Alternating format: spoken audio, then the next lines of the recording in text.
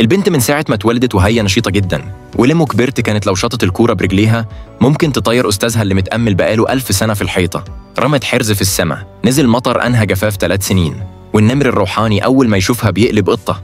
ولما اتأكدت من قوتها قررت تنزل من الجبل وتدور على أهلها، ومعاها في طريقها شافت طفل بيتخطف، أنقذته فوراً وكانت فاكرة إنها عملت خير كبير. بس لما جت أم الولد عينها وقعت على التعويذة اللي معاها.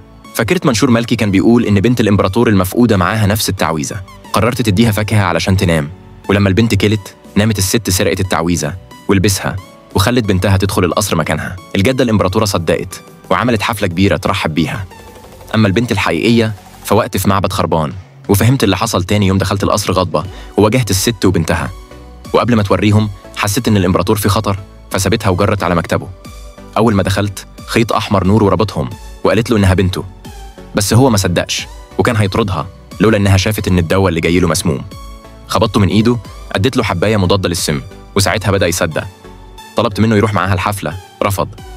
قالت له تخيلت شكلك طول حياتي، ما كنتش متوقعة برودك. برضه رفض، فقامت طلعت حرز نفذ أوامري ولزقته عليه. بقى غصب عنه يروح ويثبت حقيقتها، والأول مرة حست إنها متحمية، بس بالغلط خلى الناس تعرف إنه مش بيتكلم بمزاجه. الست استغلت الفرصة واتهمتها البنت بكل هدوء، استدعت التعويذة اللي اتسرقت ورجعت لها في لحظتها قدام الكل.